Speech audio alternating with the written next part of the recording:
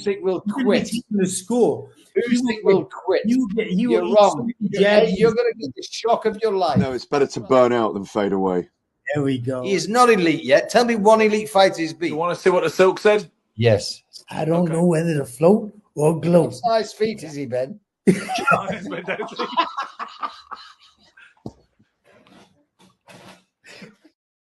Hello and welcome to Sugar, Silk and Stretch, probably the best boxing podcast in the world.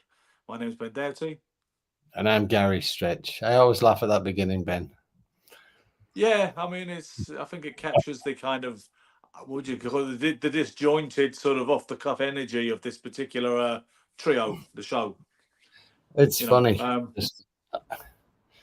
Yeah, I mean, you arguably come over as a little bit kind of abrasive in it, which you're not like all the time. Because my mum saw it once. She went, "Oh, I don't like him much." I said, "I took those bits because it's upbeat." I said, "Gary's not always like that." I said, "You know." Thanks, Ben.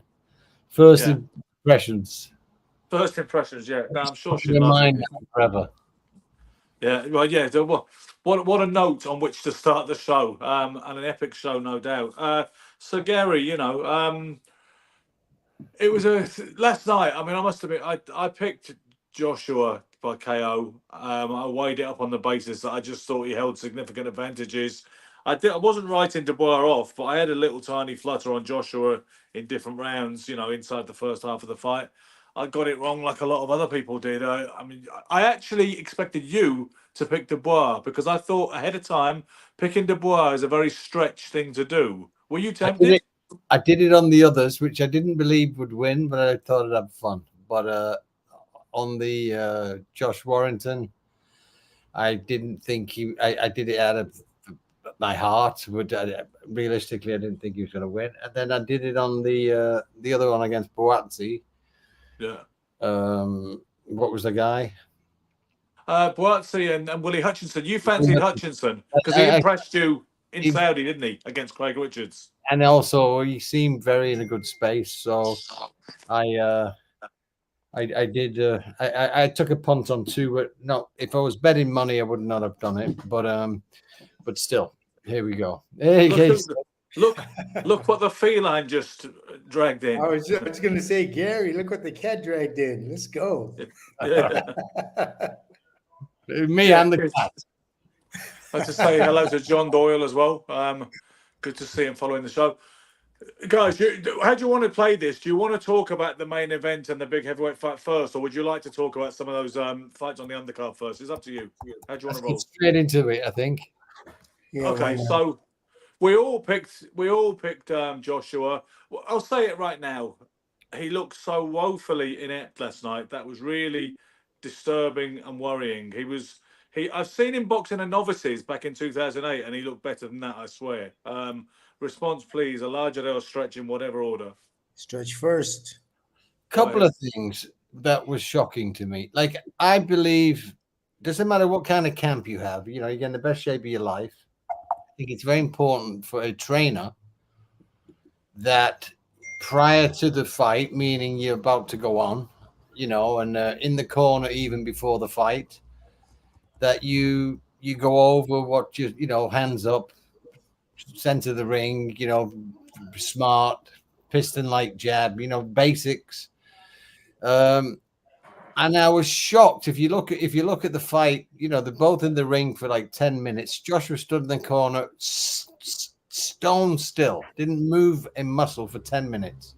Yeah. And, you know, and Dubois was walking around, you know, like you do, and keeping warm and just mime. But Joshua looked like just frozen in the corner, silent, no dialogue from the trainers, no dialogue, just on his own in the corner. It was strange. I thought it's not the typical approach when you're just about to start moving. So, and then he went in and from round one, he got it wrong. He should have just, I mean, the basics are he's fighting a puncher, dangerous guy.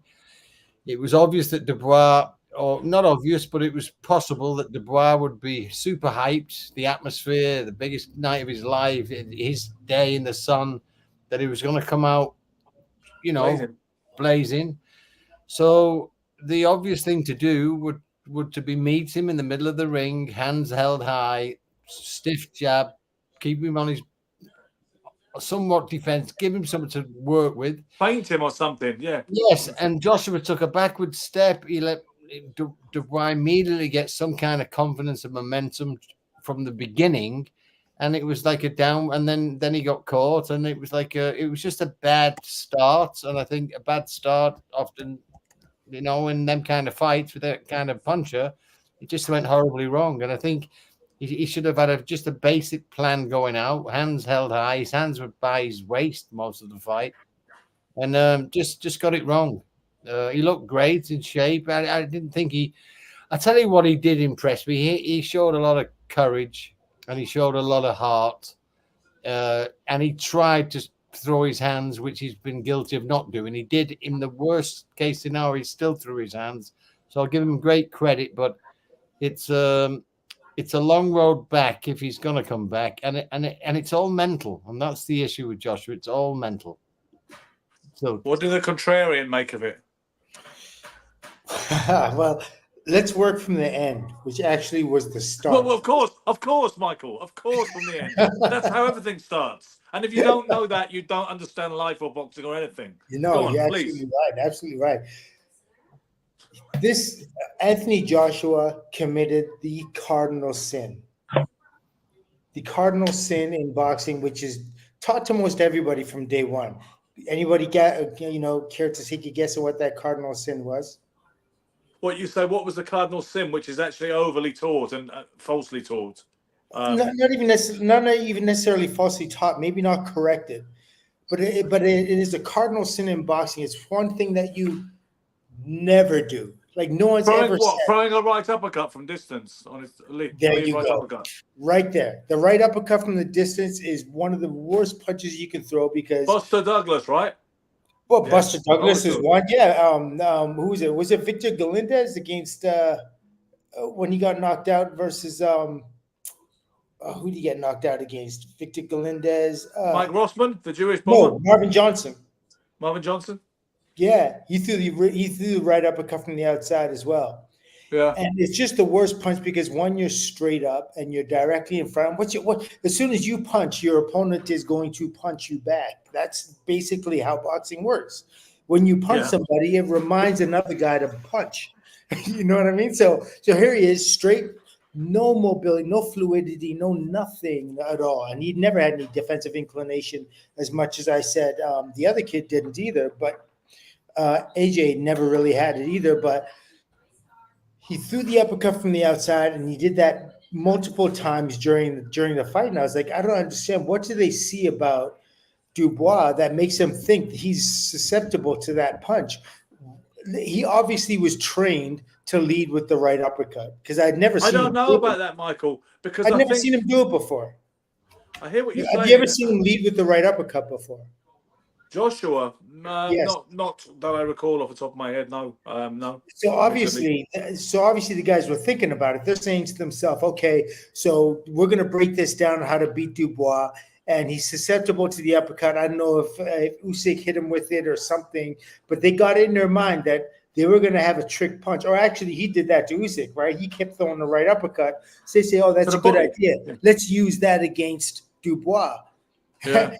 It's just not how it works. You know what I mean? This man, he has his hands up, so everything's really close to him. And it wasn't even like it was the knockout punch. It wasn't even like it was the most effective, hardest punch a guy could throw either. I mean, it was very short. It was succinct. He turned it over, but the wrist seemed to be a little loose. And yeah. Well, as I say, I've never seen him look that bad in general. You're being specific. I understand. I'm being specific about this right uppercut. I mean, just technically, that tells me he was not trained adequately for the fight. And it's this is the one point I'd like to ask you, and I'd also like to get Gary back in.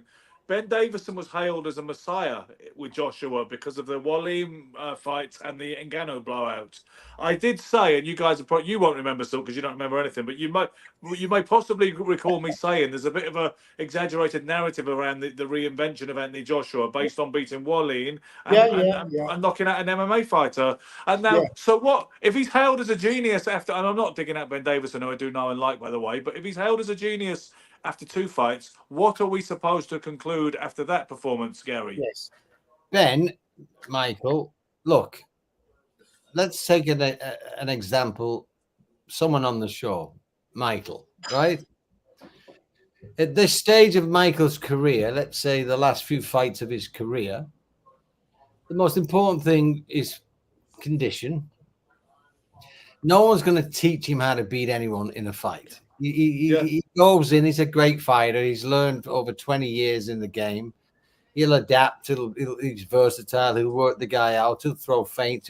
If he's better than the guy, he's better than the guy. The difference with Joshua is this.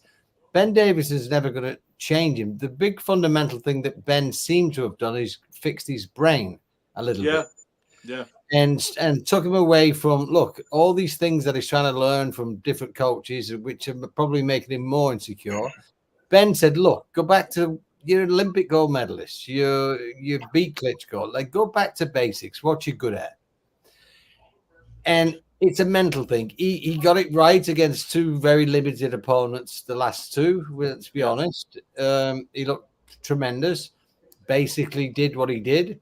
But it seems to be everything that's going wrong with Joshua is mental approach, and so, like, is he at a place now that he just cannot get it mentally right, or you know? And it seems all mental. No one's going to teach him how to fight anymore. He's 35 years old. He's had a good career. He's fought some amazing fighters. He's had a lot of experience. He can still learn, Gary. He can still learn.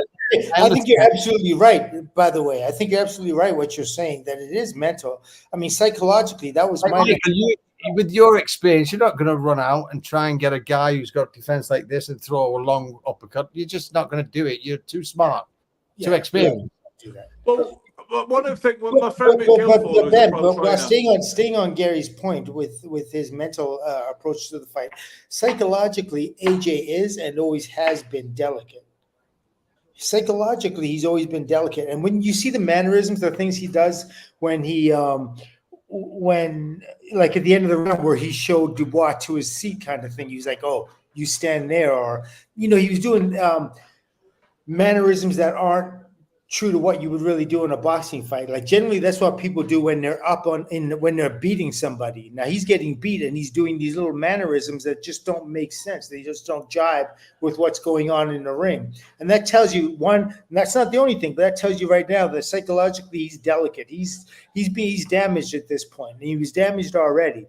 So when you're like sensitive and you're intelligent, and I believe Anthony Joshua is those two things. He's intelligent, yes. He's sensitive, and that leaves him open to a lot. Like, I don't even think he comprehends still how Dubois is getting it.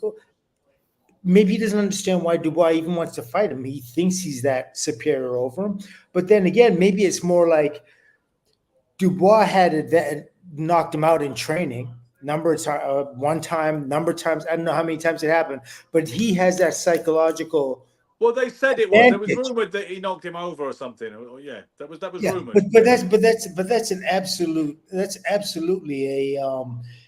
For someone as sensitive as Anthony Joshua is, and somebody who's kind of like as nonchalant about things, let's just put it that way, as Dubois is, that's a big advantage. That's huge. Now, if you're a guy with like massive skills like an Evander Holyfield or, you know what I mean, these other guys, it doesn't matter, right? It doesn't matter. It's like, okay, you beat me once, doesn't mean you're going to beat me again, and I can prove to you that I can defeat you. And Sugar Ray Leonard or Roberto Duran, Tommy Hearns, you beat me once, it doesn't mean you're going to beat me again. And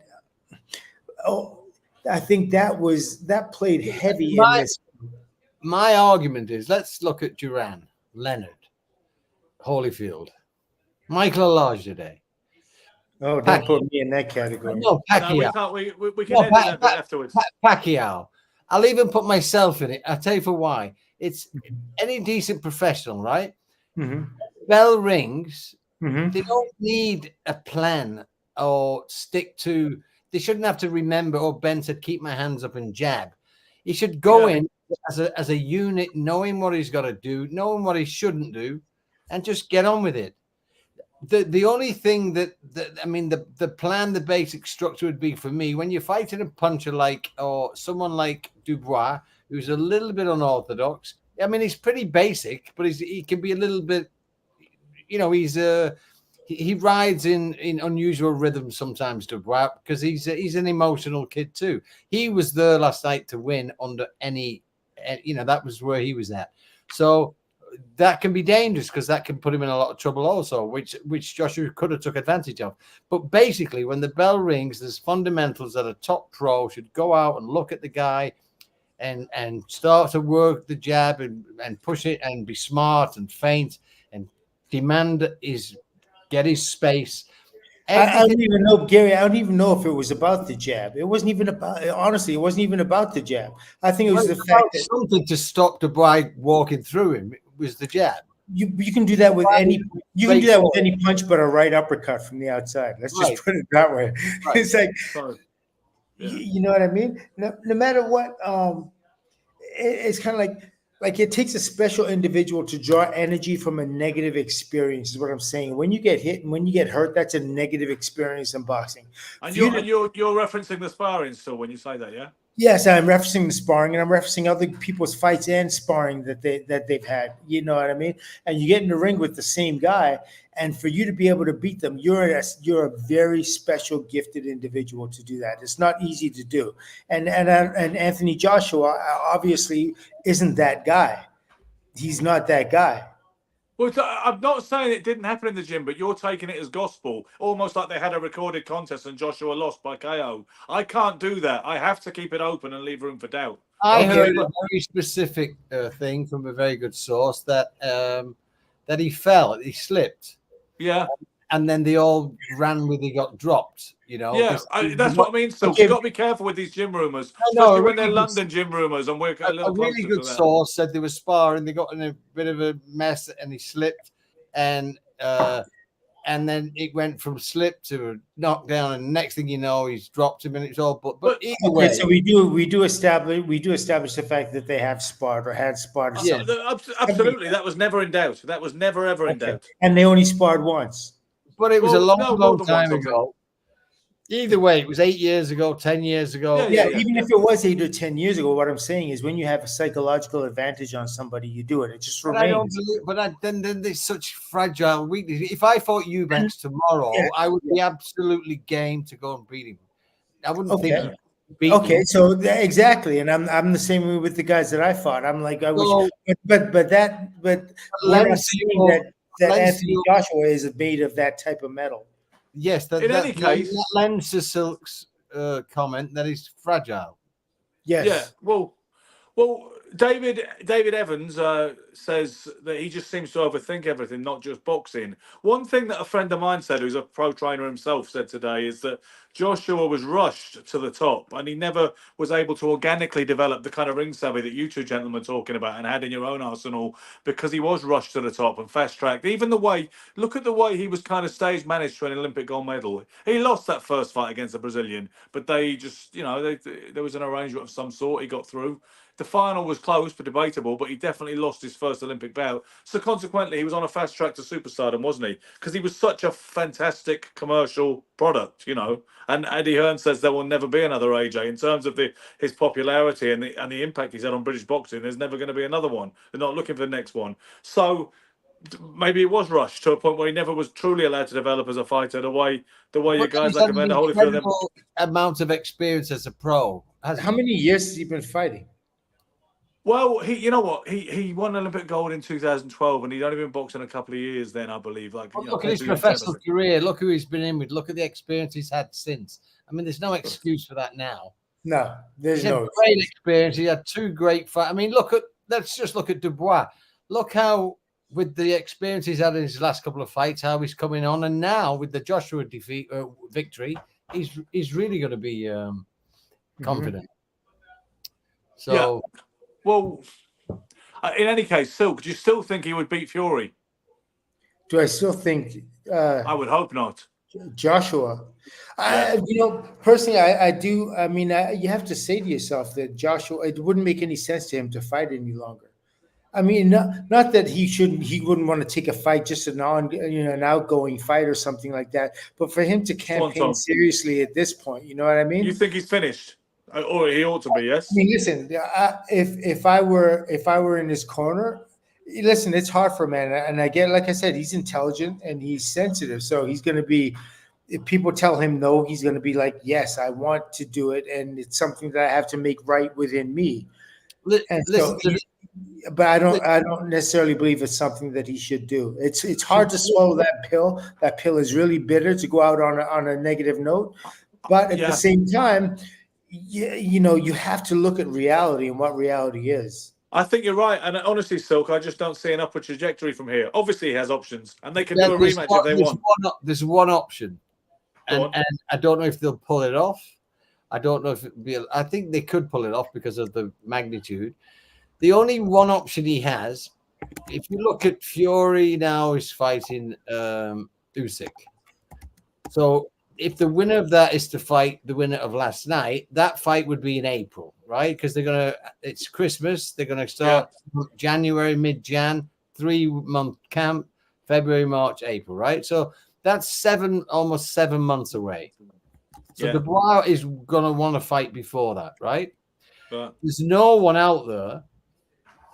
If Dubois fights Parker, I believe Parker beats him. That's just me, but we'll get into that another time. But and it won't be a huge payday. The only other option for AJ and even possibly for Dubois, if Dubois was to get out again, they should have a rematch immediately. If Joshua gets it right, it's all forgotten, moving on. If he gets it wrong, he's retired anyway. Massive payday for Dubois. That would be an option that they could do immediately, but I don't know if they would. But that would be the only fight, because if Dubois fights anyone else, if he fights Parker, if he fights Zhang, if he fights, he gets beat. Bacoli for a lot less money. Bacoli, Silk mentioned this earlier today. When we talk about where the division goes from here, and we don't even know how long Alexander Usyk, who is the undeniable only heavyweight champion of the world, and he was in the crowd last night. There was no heavyweight champion of the world in the ring last night. We don't know how long he'll be around for. Silk was saying he'd like to see Bacoli get a major opportunity. He beats them all right now. Yeah, I think so. Yeah, well, do you know what? If I'm Frank Warren, I would not let him go anywhere near Daniel Dubois. Yeah. So there's very limited options. Parker would be not a payday. It would be a decent money fight, but not a payday. And he's got a very good chance of getting beat. Parker's such a good pro. And Parker is rejuvenated. I do buy the rejuvenated narrative with him. And he wants it very badly. He said last night, I saw him on the DAZN commentary. He said, please, boys, give me a chance. And he damn right deserves it. Maybe anyone entice Wilder to London.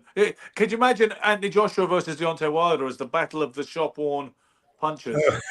Gunshot shop-worn punches explode. It would get eyes, right? It would get eyes on it. It would, yeah. Yeah. Only one of mine, though. Listen, I was going to make that joke, and I decided not to. I was going to do that joke. I'm glad you decided not to, because it's not. I thought, stop making jokes out of Silk's disability that he got, in pursuit of glory inside the ropes. Unlike listen, I actually have a third eye. Don't worry about it. When it comes time to it, I sense a lot of things. But every fighter knows once you touch Joshua's chin, it's over. That's the thing that Joshua has to deal with now. Everybody knows, like, it's not. When you have something that's so obvious and pure, clean like that, you have people of much lesser talent that become stronger, more energized. And I'm talking about the reason why he should actually get out. This is what I'm building the case for. I'm saying because now people know, okay, as soon as you get to him, he's feeling it. He's buzzed. He will get you. You can get him out. So anyone that's a fringe contender up all the way to #1 contender. We really fancy the hell out of it now. And you make those guys twice as bold, twice as strong, twice as brave. Everything. They hit twice as hard because they're going to try harder to hit you. You just make the secret's out, the cat's out the bag. And honestly, guys, seriously, fellas, I watched the first 30 seconds of that last night, and I posted on Facebook. Joshua looks absolutely terrible early doors. Chin hung out to dry. I had a really bad feeling. Like you'd slung a doppelganger in that wasn't Joshua at all, and somebody like his identical twin say, just do what you can and don't tell anybody that he's got flu. You know, it was Yeah. it was worrying. But I've got to ask you, Gary, did you pick up? I know you've been busy this whole week in London. Did you pick up on any of that kind of side story about Spencer Fearon and the rumours and the Don Yes. Charles rift and Carl Froch is, an EDL supporter and all the rest of it? Did you pick up on that fun and games on social media? I picked up on the sticking needles in dolls and stuff. The black magic as well, because that's the thing, because Spencer has excelled himself. I tried to get him to come on the show, but tonight he reckons he's doing his own show. The Fight Is Right, which he does. Explain it again, Sugar, because there's a lot. I'm going to explain it again, and you didn't even need to come in then. I could have explained. No, I did. I didn't need to tell you because you're rambling this, on Gary, about something incoherently, and you should set it up by stating what it is you said first, and then one of us. Let's all stay in our lanes, Silk, and excel at what we excel at. I put the blinkers on and I switched it. Whatever. What you do is you create. I believe you just talk to me anyway. What you do is you make it clunky and put loads of filler in, which we don't need. Like if it was a band, you filled it up with some really. But you know what? You're talking about something that doesn't have a subject. Like create the subject and then talk about it. Okay. Let me take it then. All right. So Spencer Fearon, I tried to get him to come on the show tonight, but he's doing his own show with Tunde Ajayi, who trains Anthony Yard. Okay. But Spencer really excelled himself this week, and he's been he's kind of a viral type figure anyway. But he went viral again this week when he said he did interviews with Boxing Social and another one with Boxing King Media, where he basically said that the Dubois' father. His words, a scumbag and a fake. He practices black magic. There are no workers of iniquity. No dealers in iniquity will ever beat Anthony Joshua. And obviously people are hanging him out to dry right now, his enemies and people like that. But he also said that never mind what Carl Froch thinks, because Carl Froch said if AJ loses, he's finished. He said, tell Carl Froch to keep supporting Tommy Robinson. He says, can't no EDL man tell me nothing. So, but in one swoop, and he said that there's been a problem. I've not seen Don Charles all week. You said the ADL, man? What's that? EDL, that's the English. Sorry, let me explain to us American viewers, perhaps. The English Defence League is a right-wing organisation which apparently disbanded 10 years ago. So when you accuse somebody of supporting them, they come back at you with, well, it hasn't been an EDL for 10 years, stupid. So now who's the left on? But so that's what he said. He basically said Carl Froch is a racist. There's a rift between Daniel Dubois' father and Don Charles. That's why Don Charles isn't here. Don Charles said, no, I've had a vicious cold all week. I stayed away from my fighter. These are just vicious lies. But a lot of people were commenting on it. Frank Warren was saying Spencer Fearon's talking all his rubbish. Daniel Dubois said that Spencer Fearon is a terrible guy. I'd like to clarify, Spencer is a good friend of mine. He is mischievous, and he does drop some bombs sometimes, particularly since he doesn't represent. He used to work for Sky. It was a bit too hot for them to handle. So now he says what he likes. But I just wondered if you picked up on that, Gary, because I thought it might amuse you. Yeah, I heard. I think it went along with the festivities of the fight, but I took it as serious as probably most people. I didn't take it serious at all. But it was pretty obvious about the Don Charles was obviously he was sick. That's a common thing, and you stay way away from your fighter. They've had such a positive relationship. It would be extremely strange for on the last minute of the most important fight of his life, they're going to have a fight. So it didn't make sense. So I just took it with a pinch of salt. But I enjoyed Spencer's remarks. I think he's very funny. Yeah, because the black magic was the one that was the jewel in the crown of his. At one point, he said if anyone has a problem with it, you know where I am. He said, yeah, well, he did. He said, you know where to find me. And you do know where to find him. He's everywhere. He's absolutely. He was doing ITV. If it's black magic, then I guess the black magic worked. If that's kind of absolutely. I'm going to try. Well, this was my inference, Silk. What's that? I mean, this was my inference. I know you said because Spencer said no workers or dealers in iniquity are going to beat Anthony Joshua, because he was representing or inferring that Joshua was sponsored by the Most High and a proper decent God, although Spencer's a Muslim, by the way, so he wouldn't have been talking about God, he'd have been talking about Allah, the Muslim God. And you said, whenever they get into my God versus you, God, is when they lose me. I believe you made that comment, yeah? Yes, I did. Yeah, I mean, it just doesn't make sense with all that kind of name calling and whose religion is better than the others. It's like, that's your belief system, rock with that. But yeah, that's. I mean, My lips are sealed. Like You know, well, it's funny. You know, I want to take this question from Gary Richards or Rickards, but while before I take it, it's hard to find a fighter that's not. You can find them, but most fighters you'll find are religious in some way and tend to believe in a higher power. I would say there's less atheist fighters than there are believers, and maybe that's another interesting discussion for another show.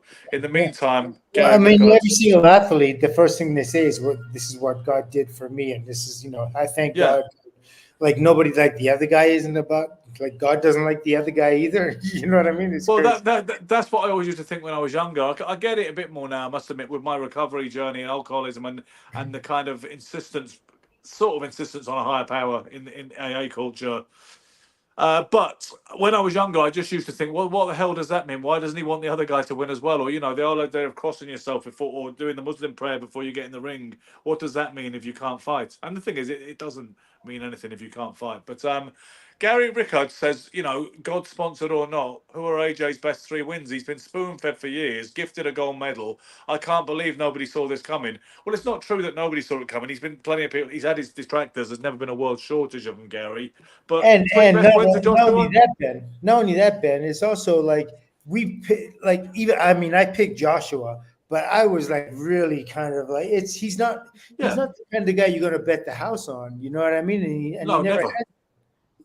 it's just never been that way. You know what I mean? I don't think we can all, jump ship on him. I think he's a good pro, like you say, but he's not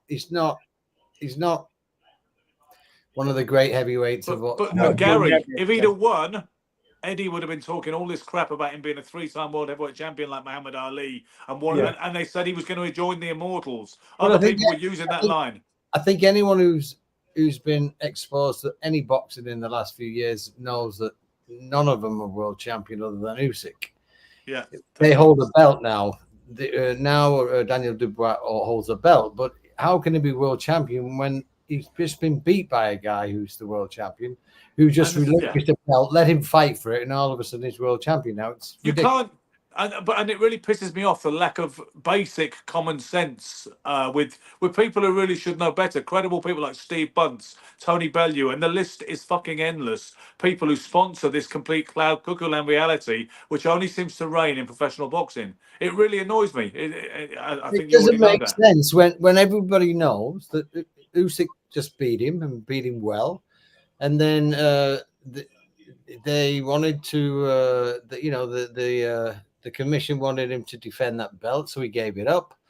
So the 2 guys box off for it, who he's beat both, and then they're now boxing off to become a world champion. Where it doesn't make, it's not even logical. I think it's laughable that they could say he holds a belt, but he's not world champion. But that's why I think we need rid of the sanctioning bodies, and we need to start again somehow, because in the 1950s, nobody took Lee Savold seriously as a world champion. But today, he would have his claim would be eminently upheld today, and then some, because nobody regards Lee Savold as a historical world heavyweight champion, because it was just seen as just some silly sanctioning body rubbish.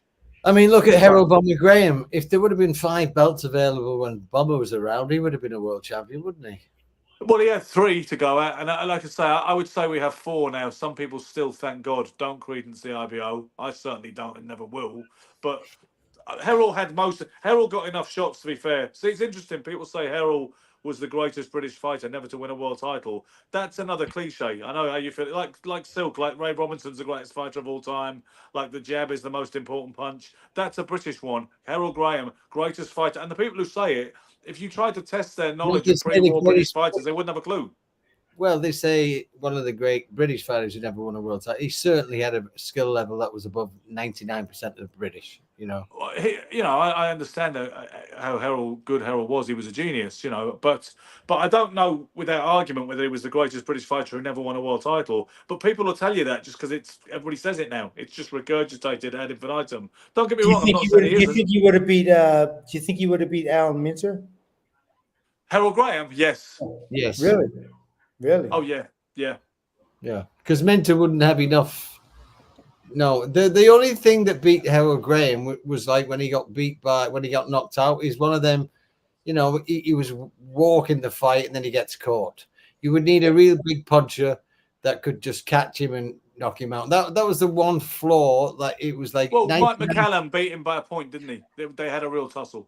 So that shows the level. He was a very, that was very close. And then the other guy knocked him out. Was it James Kitchen? Was it who knocked him out? No, Hartley. Julian Jackson and Charles Brewer. Jackson. And so he was beating Julian Jackson by a mile, and then he just got caught. Yeah, it was early doors, of course. It was only it was early. I don't know. Yeah, but you could see he had the great ability to be, to hang with anyone. But again, he had a vulnerability. If he got caught, he got, on the few times he got caught, he got beat. So. And I think that goes to, like, a lot of guys fight like very rigid, and especially like I see the heavyweights. Both Dubois and Joshua do the same thing. Like they have a steel rod as a backbone. It's like, come on, that your spine goes like this, and it goes here and drops down and comes up, and they don't change their level. And if you don't change your level, when you punch, right, my fist is going out here. I'm going to hit my opponent right there. Let's say my fist goes out. That's a direct line back to my chin. All I got to do is punch where as soon as somebody punches, you alert a band that you're going to punch back. And they just come straight. They follow that line right back like breadcrumbs to the gingerbread house. You know what I mean? They come right back and hit the man on the chin because their head is where you last saw it. And that's one of the most important things in boxing. I'm just thinking, Silk.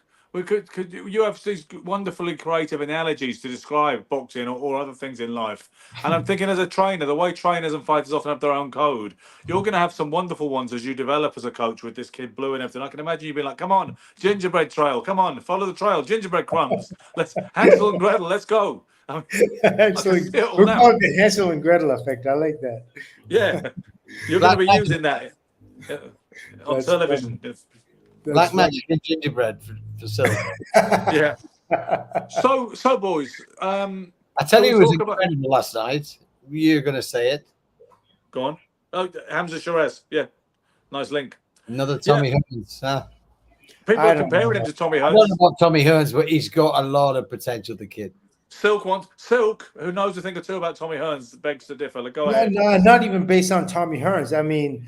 No, I know that was an overstatement, but no. I hear what you're saying. Absolutely, he was devastating that straight. You said that, right? The body familiarities, the height, the long reach, all the rest of that. I personally, I didn't see the explosiveness behind it, like that same kind of devastating impact. I mean, look at when Tommy took out Pepino Cuevas and Roberto Duran. And all those other guys, James. But he was only in the second round. He's just feeling him out. So was Tommy in both of those fights. Yeah, but I'm saying, but what I'm saying is like the impact, the intent that he throws the punches with. Like it's not the same. It's like Tommy Hearns is trying to decapitate. This kid is going through like these are motions. They're punch motions, and I guess they're effective because they work. But I'm saying. Hearns' intent behind his punch is absolutely different, and that changes the quality of not only the quality of the punch, but the very nature of it, the very nature of the punch, and he's less apt to miss, and he won't be denied the knockout. Is what I'm trying to say. When he pitches with that kind of feverish intent. Tommy does. I think this kid throws because there's an opening. And that's what he should do, and not what he instinctually should do. But I don't know how long this kid's fought for. He is very nice. He's got good hands. Extremely on a trajectory to become a great fighter. I think he's got the right mind. He's certainly very physically adept, and I think he's getting better every fight. He was just, the way he was punching last night for me, he was just feeling. But even in that feeling out process, because I've seen him punch with intent, but he was on the feeling out process, and even that the shots were because he's not even trying to hit, which is another thing. I've knocked so many people out when I didn't even know I'd done it. Yeah, of course, yeah. So it was one of them little. But the landing, he was correct, and it just shows to me that this is a guy who's certainly one to watch, I think. Well, John Doyle has commented out. This is a long comment. I want to take it because you guys don't always take a note of these comments. Then right at the end of the show, when we're Well, going you don't allow us to because you always grab them. I mean, come on. I flash them You up. control the comments, man. Listen, I flash them up so they could be inserted if people can slot it in. There's a skill to it. There's an art to it. But we don't just take them all at the end. So anyway, John Doyle says, I'm blind, so we don't even read them. Well, I'm going to read it. Yeah, okay. So go ahead and read it then. Jesus. Hams, what I shouldn't have done was try to scold you before I said it because you weren't having that. I was going to try and just get that in and then tell you. You were like, hang on a second. No way, no way. Okay, so John Doyle says Hamza had no respect at all for Denny. He bears no resemblance to Hearns.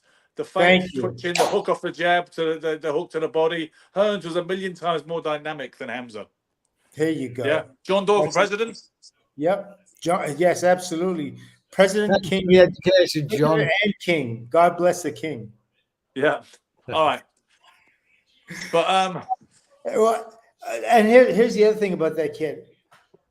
His opponent, who had an exceptional record, had maybe like 9, 8 KOs in 20-something fights, 20-something wins. Who, Tyler Denny? Yeah. But what I've tried to explain to you before is that kids, when you look at KO percentages, and I understand that that's like a way of, that reminds me of an old school Ring magazine 1980s way of reading stuff. In England, they fight so many journeymen who are not just getting stopped these days that it tends to dent a lot of KO percentages. Not all of them, but if you look at a British fighter who's got a whole bunch of KOs, they're usually against imports or total knockover jobs. Anyone who's been reared with the regular supply of tough, slippery veterans, they get less KOs because those guys do not get stopped hardly ever. Yeah, but they don't get stopped because they're not interested in winning. They're interested in surviving. And exactly, and that's why they've got to fight again a month down the road because this is how they make their money. You're explaining why they don't get stopped. I'm explaining to you why guys often have less KOs even though they can punch. So you're saying the kid he fought last night is a good puncher? No, what I'm saying is a lot of these guys don't. You look at low KO percentage. We're not talking about a lot of these guys. We're not talking about a lot of these guys. We're talking about the kid he fought last night, and you can see he didn't have the confidence in his punch. He didn't say to him when that kid hit him, when Hamza hit him, he didn't say, "Oh yeah, well taste this." Which is what a fighter does. It's like, okay, I could punch too. Let's go. He didn't have that kind of fire, and if you don't have that kind of fire in boxing, then you better be the world's best boxer, elusive. Going with combat, yes, exactly. Nicolino Loche, all those guys. You want to be able to slip, make a guy miss, and you're in great shape because you're going to do that for 10 rounds or 15 rounds. Yeah. These guys were. This guy last night was not that. Now he did. It was interesting.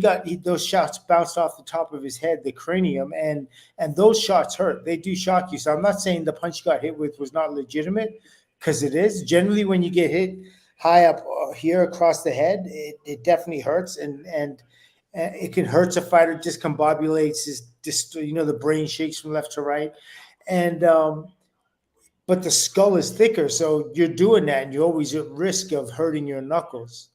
Like the soft tissue is from the forehead, right? Not the forehead, from the eyebrows down. Generally, if you want to hit somebody and you don't want to hurt your hand, you want to hit them around this area right here. Once you get above the eyebrows and you start hitting dudes with your knuckles, that's, you could break your hand. It's much easier. So at the top of the head, the skull is the hardest part in the body, usually, unless you're with a really hot chick. Yeah.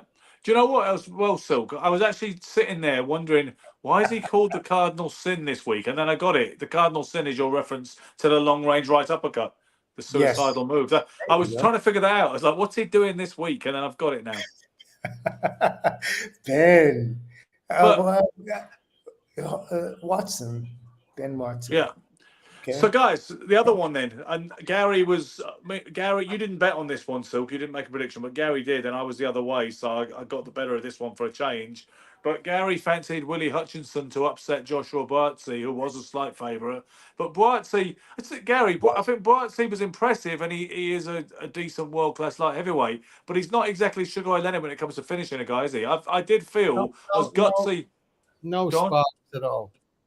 Nah, he's a bit one pace, isn't he? I mean, he's very solid, great body puncher, nice flow, good boxer, savvy guy. He's an intelligent fighter. But I did feel that maybe he could have got Hutchinson out of there. I know, listen, Hutchinson's got balls of steel, and he's an awkward, tough, proud guy. But I just looked at, I don't know if you sort of fight too, Silk, but I just felt that maybe he could have closed the show, and he didn't act like he really wanted to. You know, Right now, yes. Right now, I think we have a lot of really good fighters around. I think the game's healthy, but I think Silk will agree. You know, God sprinkles a little bit of dust on a few, and there's not many like of that around. Like the Leonards and the Durans and the Hearns, Eglers and the Sanchez. There's very few. You know, there's some really good fighters around. Like and Boats is a good fighter, or but there's not a lot of people with that magic. Not for me. Not right now. Yeah, I'm in agreement. I'm in agreement with you. I saw the Boatsy fight, and I seen the other kid, and he's one of these. He's like a workhorse. You know what I mean? Like a trial horse. Like he's strong, and if you are not about your game, if you're not an exceptional fighter, you're gonna have a hard night with this kind of guy. He's one of those guys that he's like them railroad track spikes, you know what I mean? Just don't bend for nothing, you don't break. You're gonna have to you're gonna have to be one of those exceptional boxers that can keep range, throw combinations, make them look silly, that kind of thing. You got to be like the Bull Matador performance, or you got to be like someone exceptional, like a fast fighter with that punching power that just makes him, he just has to capitulate. There's just no other way he can do it. But if he senses that you're even with him in any of those talents, it's a wrap. Because he'll go for your heart. He obviously has a very, a big heart. He's one of those kind of guys. Big heart, takes a great shot, and he emphasizes. He makes those things even bigger by his conditioning. Yeah. You know what's shocking for me at the moment, and I think we've overlooked it. Frank Warren made references to great heavyweight fights, right? Mm-hmm. Look at the fights like Ali and Frazier and Foreman and all these fights. There were wars. There were incredible fights, right? We're looking at Dubois and Joshua, and we're saying as soon as someone gets touched, it's over. Yeah. As soon as the first person touched Ali and Frazier, they were killing each other for 15 rounds. Yeah. God. Ali took more shots, and Frazier took shots. It was like an incredible battle. Yeah. We're looking at Joshua and Dubois, who as soon as someone touches the other, it's over. I mean, that's what we're going to just get real on at the minute. Yeah, no, you're absolutely right, Gary. I mean, you look at them, and you expect the fight to end when these guys get touched. You know what I mean? And they're just the same level. Like when Ali got hit or Joe Frazier got hit. I mean, Joe Frazier got put up, 5 times against George Foreman, and even still he got 6. up, and he wanted to fight. Okay, 6 in the second fight. And what you think? 6 in the first fight. 6 in the first fight. But when he goes down, when Frazier goes down, you get this feeling he's going to get up and come back. Yeah. Oh yeah, yeah. These guys go down, you've got the feeling that they're not getting up. It's like, and even in the worst shape that Joshua was in, as soon as he touched Dubois, he wobbled. I mean, he did. There was that little bit of drama right at the end of the fight, wasn't there, where he nailed him with a big right hand. I wondered whether it was going to. And that speaks to Anthony Joshua's naivety when it comes to boxing, like the combat, when he gets to the raw instinctual stuff and not the program stuff. Like when a guy goes off script, which Dubois was, I guess he was obviously all off script. What happened was when you hit somebody and you hurt them, you don't just walk into the den and just start throwing punches. It's like you take a look at any hunting animal, like a top apex predator, and they make a bite, or they'll injure. Think about killer whales and whales. They'll injure the whale, they'll slow it down, and eventually it'll die. It'll get weaker, and then they'll come in and finish it off. That's the same thing with these guys. Like if you're fighting them, what you do is you hit them, you hurt them. You don't know whether the depth of how bad they are hurt. What you must do is you feint. You feint. If they go for the feint, they still have something about them. They still have their wits. If they feint and they show you something that they just cover up or they cower, then you tend to apply. You can apply the punches, whatever you want to do. But that teaches you, by seeing him react, tells you what you should do. And Joshua didn't do that. Like Joshua just came up to him and just thought he was going to punch the kid in the face, and that was going to be it. And so as soon as he threw, what did the kid do? He threw back. And now Anthony Joshua being that straight rod, like having that rod of steel in his back, he just took that shot. And that's, he couldn't go with it. And you see that happen. It's not a rarity in boxing. I'm not saying he's the only one to do it. There are other guys that have done it before. And when you see a guy get hurt, and then you see another guy come in and they'll catch the guy after they've just been hurt themselves, and it's exactly for that reason, because the guy he's myopic. He just has this view. He's not seeing anything around. He's seeing what he did and not what he should have done. So it was another example, certainly, that we're not seeing this evolution in boxing, certainly not in the heavyweight division, but probably not across the board, that a lot of people assume that we are seeing, because you see it in almost every other athletic pursuit. We're seeing competitive fights, but the level is certainly lower. Technical wise, yeah. Talking of, I see that the Cardinal Sinner's just vacated. That looks brilliant, that shot right now, I've got to say. So I want to ask you about something else, Gary, while he's not here then. What did you make of the Liam Gallagher thing? I thought it was really you know what was embarrassing? He walked up chewing gum like a tough guy. Yeah. Like, I was laughing. It's so like, talk about, he's performing at a big fight. He's not a fighter. You don't have to act like a fighter. Just go perform. He walks out doing all it's just, for me, laughable. But, it is what it is. I mean, it's funny to me. But he's got a lot of slack about it, hasn't he? He has got a lot of good. You know what? I actually think it's hurt the anticipation of their tour next year, because it was so magical. It was almost people trying to reclaim. What did they say about it? Because I didn't see it. Yeah. Okay. Well, let's answer your question right in the middle of that statement, because that's the most important thing. What they said, right? They said someone kept interrupting him. He was trying to sing, and somebody just kept cutting in feedback. Must have been. It was very annoying, whatever it was. He got slagged off. I mean, people were saying, it was lousy performance. He posted on Twitter, to all of you shit cunts crying about my heavenly tones, fuck off anyway. And if you've got any tickets you don't want, I'll gladly take them off your hands. You're not real fucking fans, you're imposters, and we don't want you at our fucking gigs. So he's not bothered, he's taking it very well, the criticism. Yeah. Well, he's very outspoken, isn't he? But when you say performance, like with a guy like that, like he's not a Michael Jackson-esque or Elvis Presley type. Freddie Mercury. Yeah, he's not dancing and moving around. He's going to stand in one spot and give you the song how it was played on his record or whatever, right? Yes, and perhaps without the magic chemistry of his brother, there was rumors at certain times that he was going to be there as well, and it was going to be amazing. Just Liam on his own, age 52, at a fight, out of context. And I hear they didn't have a sound check as well, so they had certain problems. I know from having done a few gigs in my time that you can have issues with the sound. But it was just I don't think it worked, essentially, like you say, because it needed to be something really spellbinding if it was going to work. And I thought, will this be really special and exciting? I was open-minded about it. But should we have this at boxing shows? Are you up for this in general, Silk, or the crossover?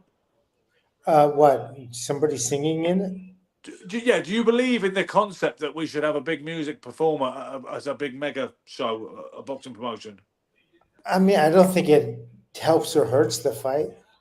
I don't think that what does maybe possibly the start was just too much. I don't even get it. Like the 10-minute procession to the ring or whatever. It's like, I want to see a fight. Get in the ring and start swinging. They had. I don't even know what I really saw last night, like the opening. I understand look, I guess maybe it's because I'm a fighter and I love boxing in a different way than other people do. And other people see it as they do see it as entertainment. So I guess in that way, they've done a great job because they're pulling people who aren't generally lovers of boxing into the boxing world. So yeah, there's that. I gotta do a little self-correcting there. They had it in Zaire, right? Lloyd Price and Don King joined forces for the Kinshasa show, Ali Foreman in 1974. They had a big music concert that was happening all around the fight promotion, didn't they? Yeah. But even at that point, I think just that had more of a social structure around it than Cultural just thing. cultural social structure around it, more so than this was just straight out entertainment and didn't have that same construct, I think.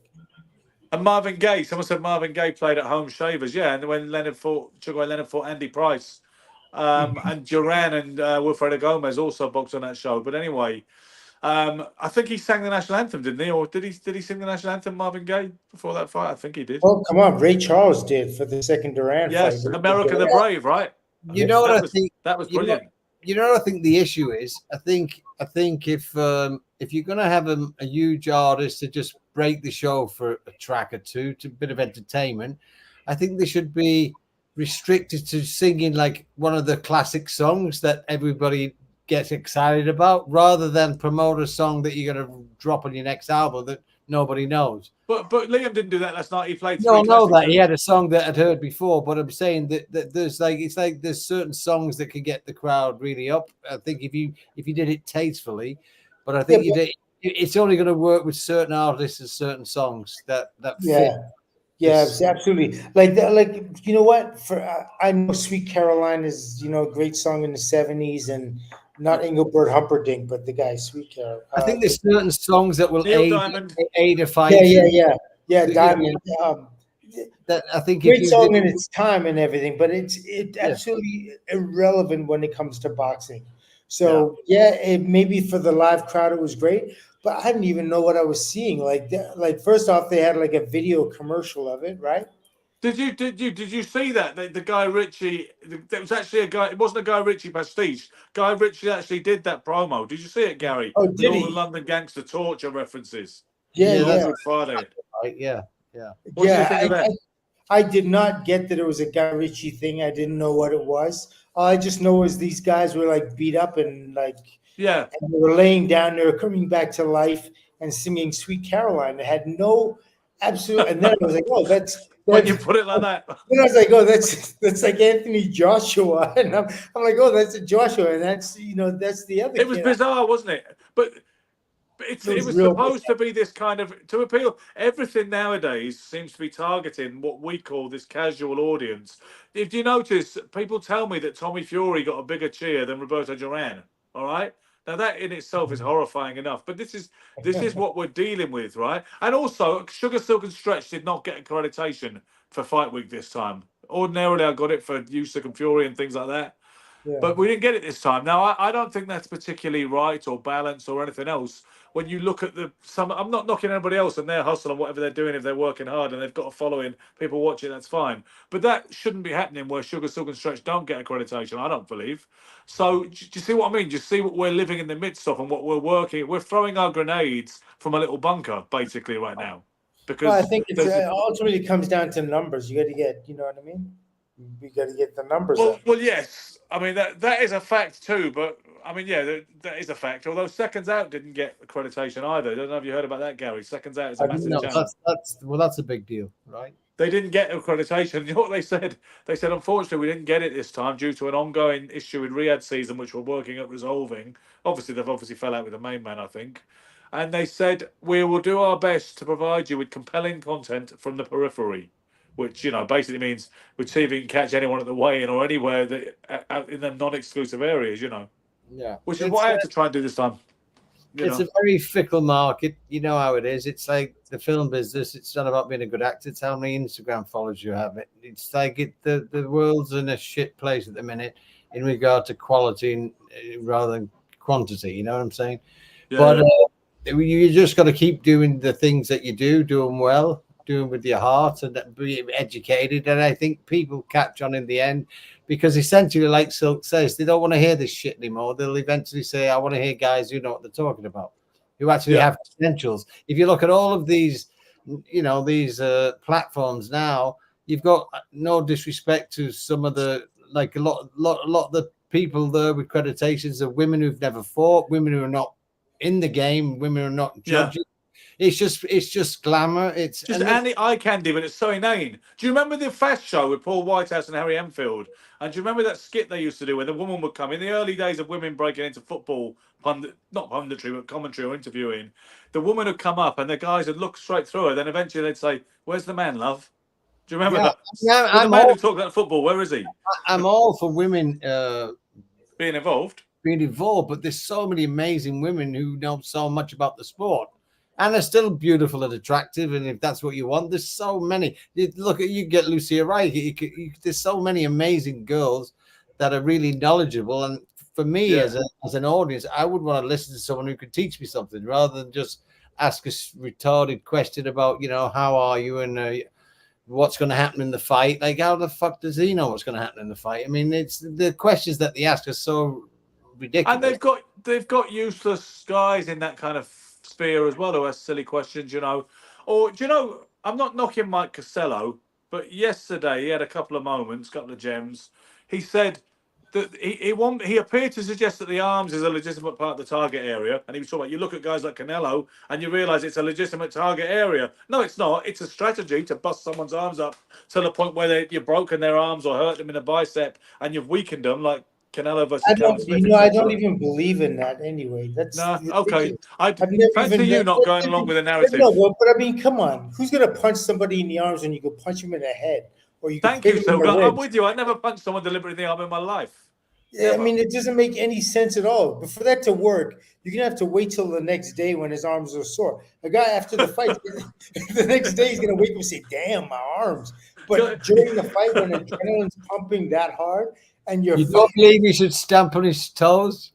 Yeah, see, Silk, I'm with you. I'd never imagine wasting your time in the gym and wasting your. Me and Silk are going to train kids now to punch the arms and stand on the toes. But Mike Costello appeared to suggest it was a legitimate area, which is pretty bad for someone who's supposed to know better. And he also said it's amazing to think Duran, that man, he started at lightweight, which he didn't. He started at bantamweight, right, when he was 16. Yeah. In a lot of people. And he said it's amazing to think he started at lightweight and he went 12 rounds with Marvin Hagler. Well, you can spot the deliberate mistake there too, can't you? Yeah. It's not good enough. Yeah. No, this is what and people are paying on these pay-per-views to listen to bullshit. And seriously, I mean, all right, we're not going with a begging bowl here, but imagine if they put the three of us on there, just give us a try and see if anybody likes it. We'll do it. We'd interrupt each other, but listen. One of the kids, I'm sorry to interrupt this, but one of the guys just left an interesting question about statement about Firestarter and the opening for South Carolina. Federico, I'm going to get it for you. Ready? Yeah, there you go. Firestarter performed by the Prodigy in their prime would work. Sweet Caroline being bellowed by drunkards. It speaks so badly of our culture on this strange island. Black and white truths. I agree wholeheartedly. Yeah.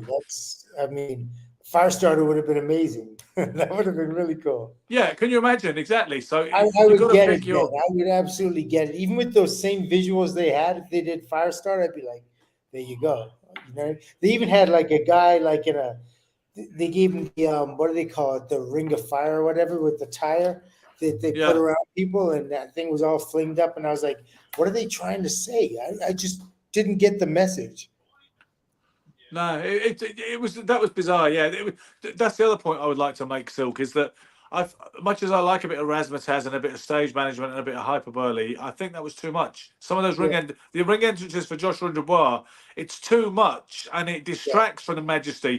Do you remember the way you felt watching Ali walk out against Foreman? Just in the small hours of the morning. Yeah. It gets you right in the gut, right? And it makes you feel like you're scared and you've got to fight, and you're like your heart's in your mouth. Yes, that would have been you would have destroyed that with loads of pyrotechnics and idiocy. Right? There's no account for taste. It's like there's certain things that I look at. I talk often about people talk about these great directors in film, and you let the story play out, and you stay out. Like Clint Eastwood's a magician; he stays out of it, and then you get other directors. It's all about the shot, and you lose the story because it's all these shots, and you forget what the movie's about. So well, a lot of times, what do these guys do? You're right. You're absolutely right. And one of the things these guys do is they just throw money at it, and they think because they throw money at it, they're going to make it better. yeah, John Doyle says, just get the bugle back from the Mickey Duff days with Snowy Buckingham holding up the round cards. Just some Right. fella doing the round numbers. We don't mind And, round and, cards, he, I and he suspect. also and he Well, also do held, you he also remember? held the ring cards. So yeah, well, He also held basically, the, it wasn't You a glamour remember, goal. you remember the Tyson days, right? What was amazing? He walked out with a towel over him with a cut in it.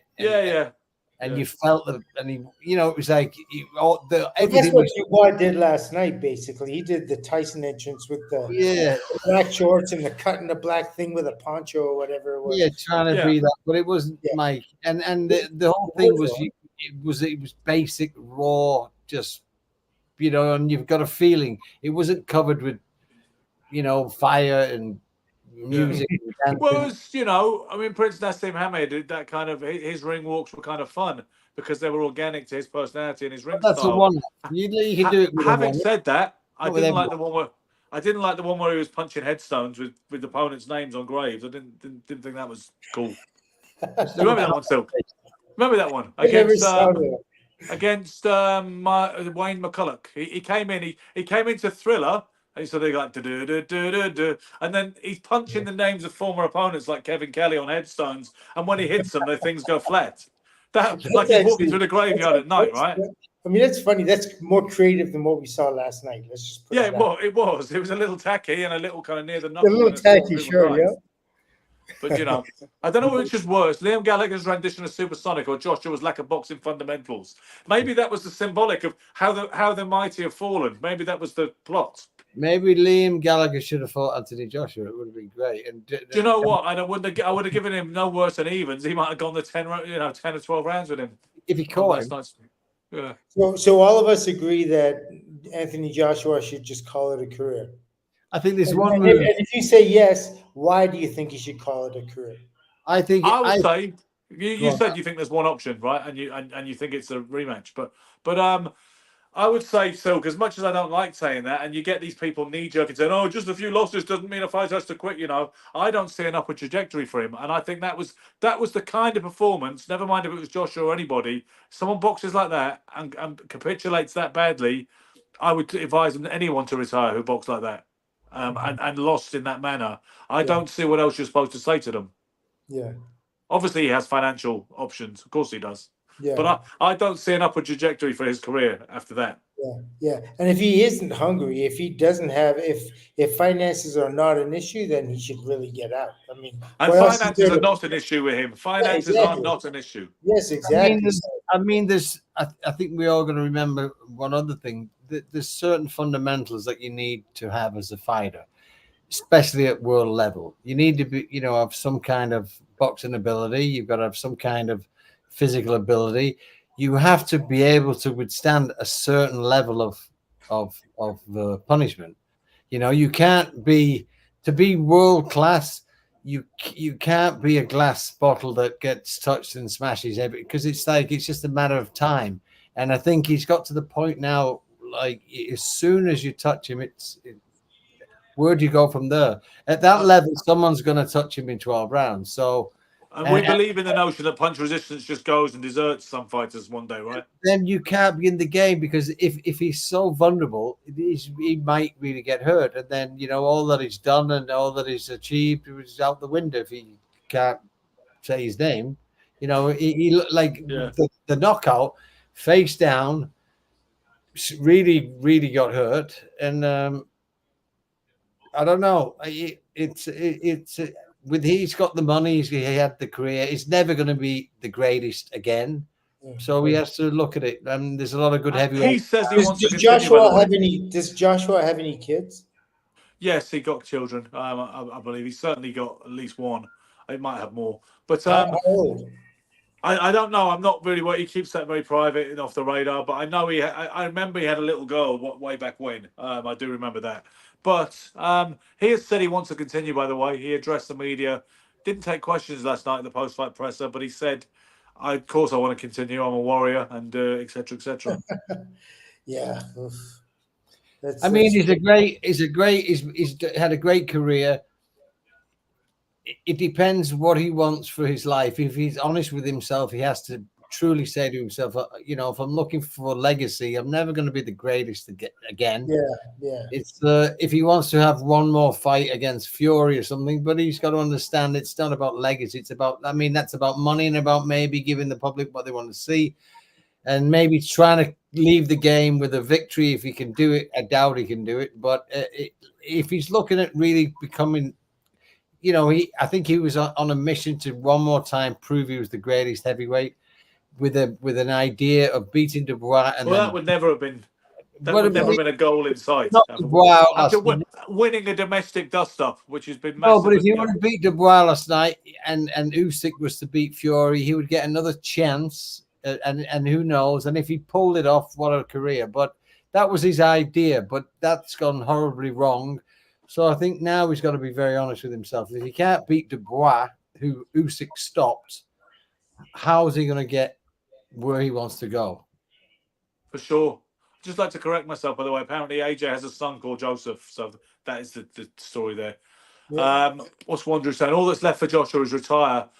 Wilder and rematch White. He won't beat any of the current top five: Fury, Usyk, McCauley, Dubois, or Zhang. I mean, that seems like a fair assessment to me. Also, you know, but so there are fights that can be made just for money based on what he's done in the out of public interest, like Wilder, Joshua. Sure, we'll watch it. Yeah, but it's not going to be for anything in fundamental. Yeah, because last night's performance was so anticlimactic, desultory. Yeah.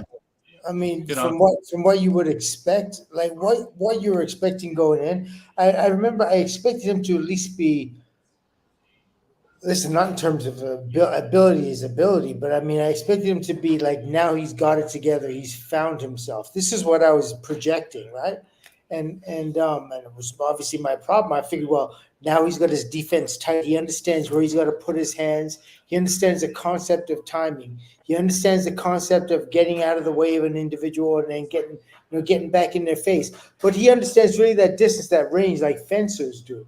You know what I mean? Like if you look at Olympic fencers and you see the fencing, that's where he knows he has to keep the fight. And so everything's straight down the pipe and be able to get in and out. I mean, and again, I was projecting because based on his performance in beating the MMA kid, I am thinking, I'm looking at his life as being all posies and roses and stuff like that. And it really isn't. He is what his talents has always said he was. A hardworking guy, genuine, leads with his heart. You put his heart on the table and do everything he can. But in terms of that physical ability, like that, the stuff we see from Holyfield, Ali, Foreman, Fraser, Marciano, Joe Louis, all the rest of that, he's not in that roster. No, he's not. And when someone said today, I think it was Rick Glazer on Twitter said, "Oh, he's had a Hall of Fame career," which I don't think. I mean, that's an interesting question and another discussion for another time. But I don't think he should get in there. But he almost certainly will, just because of the amount of the notoriety his career has had and the amount of money he's earned and the record attendances. But I don't think, from a quality point of view, he should make a Hall of Fame. But I mean, they had what they said they had 90,000 in there or 50,000. They said 96,000 last night. You know what? They actually said the official attendance in the end was 98,000 and a few hundred. But that's like going back to the days when they didn't have TV. Yes, Dempsey and Caponte and stuff. Yeah, even more than that. But what happened, Gary? Hey. He got blacked out. Well, he always wanted to be black, so there you go. What should we talk about?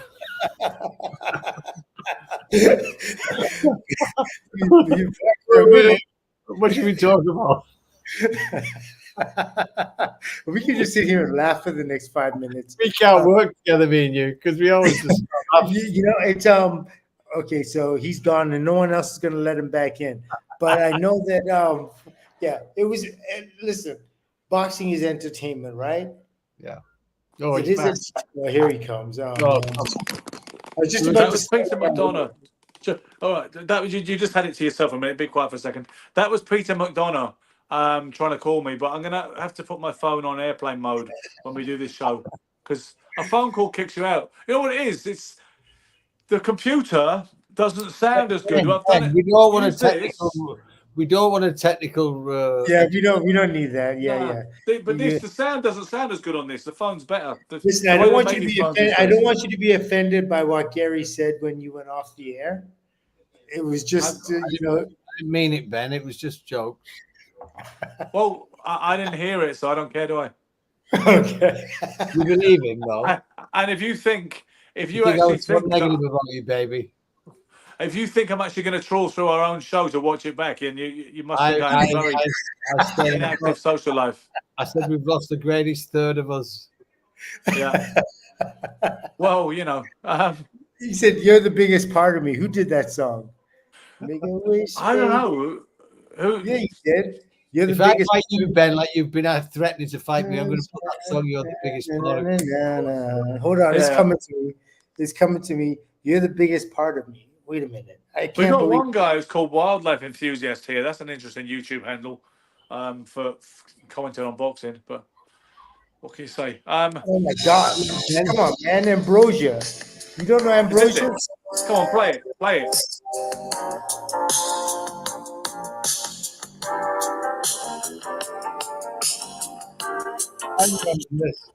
Here it comes. Here it comes. This goes back to our day. I think Ben. No, you weren't watching this.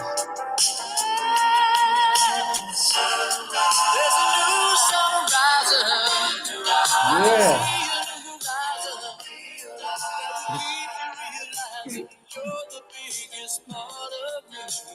Ben doesn't know it. What? I don't know it. I don't know it. Honestly, Ben, that's what I'm going to put on before I executed our fight. Oh my God. That's going to be your ring walk, yeah? Maybe you understand. Your ring walk, yeah?